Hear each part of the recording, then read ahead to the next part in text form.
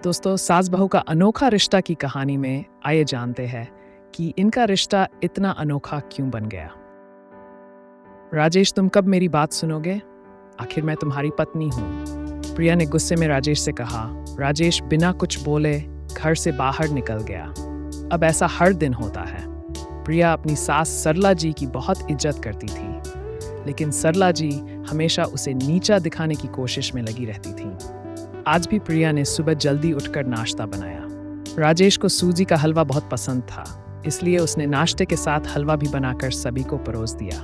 उसके ससुर महेश जी ने सरला जी को टोकते हुए कहा, ये क्या फिजूल खर्ची है, सुबह सुबह देसी घी का हलवा। सरला जी ने प्रिया को डांटते हुए पूछा, क्यों बहू, ये देसी घी क्या तेरे मायके से आया है? मां जी, वो इन्हें हलवा बहुत पसंद है, इसलिए थोड़ा सा बनाया है। ये कहकर प्रिया राजेश की तरफ देख रही थी, शायद वो कुछ बोले। तभी सरला जी ने कहा, मैं सब जानती हूँ, मेरे बेटे का बहाना करके खुद खाने का मन होगा। राजेश चुपचाप नाश्ता करते रहे। प्रिया की आंखों से आंसू छलक गए। इससे ज्यादा बुरा तब लगा जब राजेश बिना हलवा खाए ही ऑफिस के लिए चल दिए। प्रिया घर का काम समेटने में लग गई। इधर सरला जी बाहर ड्राइंग रूम में बैठकर बड़बड़ाती रहीं। काम करके प्रिया अपने कमरे में जाकर रोने लगी। कितने नाजों से पाला था उसे उसके पापा ने। उसे आज भी याद है, एक बार उसने गाजर के हलवे बनाने के लिए कहा था, लेकिन मां ने सूजी का हलवा बना दिया था। पापा को जब ये पता लगा तो वे तुरंत बाजार गए, वहां से ढेर सारा गाजर का हलवा लाए थे, और उस दिन के बाद बिना कहे हर 2-3 दिन में गाजर का हलवा बनने लगा। और आज उसे सूजी के हलवे के लिए कितनी बातें सुनाई जा रही हैं। उसे गुस्सा सास ससुर पर नहीं, राजेश पर था, जो कुछ नहीं बोल पाए। शाम को जब उसने राजेश से शिकायत की तो वो बस इतना ही बोले, इस घर में केवल माँ की पसंद का खाना बनता है, आगे से मेरी पसंद का कुछ मत बनाना। प्रिया ने राजेश से बात करनी बंद कर दी। आखिर क्या कसूर था प्रिया का? यही कि वह राजेश से बहुत प्यार करती है। इसी तरह कुछ दिन बीत गए। एक दिन प्रिया ने सरला जी से कहा, मान जी, मैं अपने घर जाना चाहती हूँ कुछ दिन के लिए। अगर आप कहें तो आज ही चली जाऊं। कई दिन पहले मां का फोन आया था, कह रही थी पापा की तबीयत ठीक नहीं है। सरला जी ने कहा, वहां जब भी जाती है 1 सप्ताह से पहले वापस नहीं आती। घर का काम कौन करेगा? तेरे ससुर और मेरा बेटा शाम को थक हार कर घर आएंगे, यहाँ उन्हें खाना भी नसीब नहीं होगा। मुझे तो चक्कर आ रहे हैं, मैं खाना नहीं बना सकती। जाना है तो 1 दिन के लिए चली जा। प्रिया मन मारकर 1 दिन के लिए पीहर पहुंच जाती है। वहां पहुंचकर उसे और भी आश्चर्य होता है। प्रिया ने घबरा कर पूछा, भाभी मम्मी पापा कहाँ गए? बबी ने कहा, उन दोनों का घर में मन कहाँ लगता है, तीर्थ पर गए हैं, न जाने कब आएंगे। वैसे तुम कितने दिनों के लिए आई हो? क्योंकि मुझे भी अपने पीहर जाना है। संगीता भाभी का ये व्यवहार देखकर प्रिया चौंक गई। क्या ये वही भाभी हैं जो उनसे बहुत स्नेह जताती थीं? प्रिया सोफे पर बैठी सोच रही थी, अच्छा वो जो भैया ने मकान के पेपर साइन करा लिए थे, मैंने अपना हिस्सा छोड़ दिया था, शायद उसी साइन के लिए मेरे से प्यार जताया जा रहा था। प्रिया उठकर खड़ी हो गई, भाभी मुझे कुछ काम याद आ गया, मैं फिर आऊंगी कहकर वह तेजी से घर से बाहर निकल गई। पीछे से गेट बंद होने की आवाज से वह समझ गई कि उसके जाने से भाभी को कोई खास फर्क नहीं पड़ा। भारी कदमों से चलते हुए वह मंदिर पहुंच गई, क्योंकि शाम से पहले यदि ससुराल जाती तो सरला जी उससे कई सवाल करती। मंदिर में जाकर उसने भगवान के दर्शन किए, बस कुछ मांगा। नन कुछ बोला, भगवान के चरणों में शीश नवाकर वह बाहर आकर बैठ गई। तभी सामने के पेड़ के नीचे उसे अपने माता पिता बैठे दिखाई दिए। प्रिया भागकर उनके पास पहुंची। प्रिया को देखकर उसकी माँ रोने लगी। पापा ने पूछा, बेटी तू यहाँ कैसे? वो छोड़िए, ये बताइए आप यहाँ कैसे? आप तो तीर्थ यात्रा पर गए थे। प्रिया के सब्र का बांध टूट गया, उसकी आंखों से आंसू बह रहे थे। माँ ने कहा, बेटी तेरी भाभी ने तुझसे झूठ बोला है। बिजनेस में पैसा लगाने के लिए तेरे भैया ने मकान अपने नाम करा लिया, मकान के कागज गिरवी रखकर साहूकार से कर्ज ले लिया। उसके बाद हम बोझ बन गए तो हमें घर से निकाल दिया। प्रिया ने रोते हुए पूछा, पापा अब क्या होगा?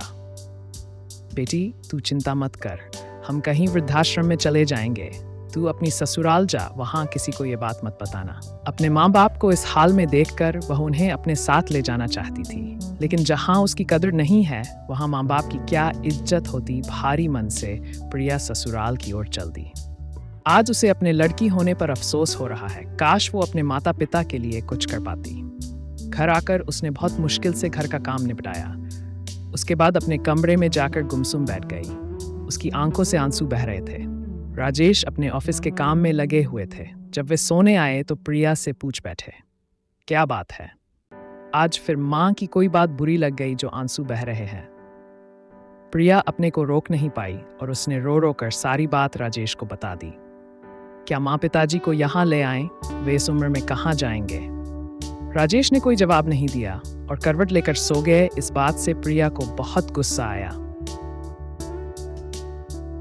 आज से मैं भी इनके माँ बाप की सेवा नहीं करूंगी। देखती हूँ कौन इनकी सेवा करेगा। रोते रोते प्रिया सो गई। 2-3 दिन बीत जाने पर उसकी चिंता बढ़ती जा रही थी। एक दिन वह सब्जी लेने के बहाने उसी मंदिर में पहुंची, लेकिन उसके माता पिता वहां नहीं थे। पंडित जी, यहाँ मेरे माता पिता कई दिन से उस पेड़ के नीचे बैठे थे। उनका कुछ पता है? तुम्हारा नाम प्रिया है क्या? पंडित जी के मुंह से अपना सुनकर प्रिया ने पूछा। जी हाँ, लेकिन आपको कैसे पता? तुम्हारे माता पिता ने यह पता दिया था और कहा था वे अब यहाँ रहते हैं। प्रिया ने पता देखा, वह यहाँ से कुछ दूर का था। प्रिया ने मंदिर के बाहर निकलकर ऑटो रिक्शा किया और उस पते पर पहुंच गई। दरवाजा खटखटाया तो एक लड़की निकल कर आई। प्रिया बोली, यहाँ का पता मुझे पंडित जी ने दिया है। आप प्रिया दीदी हो, अंदर आ जाओ। प्रिया को कुछ समझ नहीं आया। वह अंदर गई तो देखा उसके माता पिता सोफे पर बैठे थे। प्रिया उन्हें देखकर रोने लगी। बेटी, अब क्यों रो रही है? तेरे कारण हमें यह मकान मिल गया। प्रिया आश्चर्य से उनका चेहरा देखने लगी। लेकिन माँ, आप यहाँ कैसे और ये लड़की कौन है? तब उसकी माँ ने कहा, बेटी, तुझे याद है तेरी शादी के बाद तेरी सास ने 50 लाख की डिमांड की थी। दामाद जी को बिजनेस खोलना था, इसलिए तेरे पिता ने उनकी डिमांड पूरी कर दी थी, जिससे कि तू सुखी रहे। तू हमसे मिलकर गई। उसके अगले दिन दामाद जी आए। उन्होंने तेरे पापा के पैसे लौटा दिए। क्यों? कि उन्होंने कोई बिजनेस शुरू नहीं किया था। तेरे पापा ने मना भी किया, लेकिन वे नहीं माने। उसके बाद उन्होंने प्रॉपर्टी डीलर से मिलकर 2 दिन में यह मकान खरीद दिया। 7-5 लाख रुपए बच गए। इससे उन्होंने लड़की नौकरी पर रखवा दी जो हमारी देखभाल करेगी। लेकिन माँ, उन्होंने मुझे तो कुछ नहीं बताया। प्रिया की आंखों से आंसू बह रहे थे। वह रोते हुए वहां से अपने घर आ गई। घर आकर वह सोच रही थी, राजेश ने कभी उसके लिए आवाज नहीं उठाई, लेकिन मेरे माता पिता के लिए इतना कर दिया जो कि कोई सगा बेटा भी नहीं कर सकता। रात को उसने राजेश से पूछा, आपने ऐसा क्यों किया? अगर मां जी को पता लग गया तो क्या होगा? राजेश का जवाब सुनकर प्रिया रोने लगी। राजेश, मुझे माफ कर दो। आज तक मैं तुम्हें गलत समझती रही। तभी पीछे खड़ी सरला जी बोली, बेटी, वह पैसा हमने उधार लिया था, वह तुम्हारे पिता की अमानत थी। मैंने और राजेश ने पहले ही फैसला किया था कि ब्याज के साथ तुम्हारे पैसे लौटा देंगे। चल अब सो जा, सुबह नाश्ता टाइम पर नहीं बना तो अच्छा नहीं होगा। उनकी बात सुनकर प्रिया, राजेश और सरला जी जोर से हंसने लगे।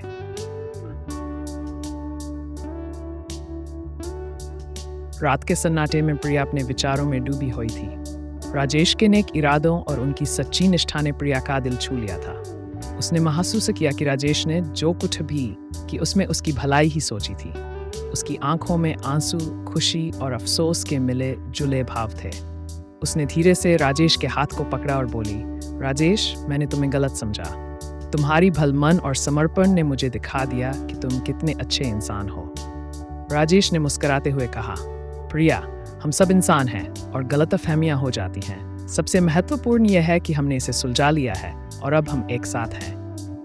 अगली सुबह प्रिया ने फिर से घर का सारा काम संभाल लिया।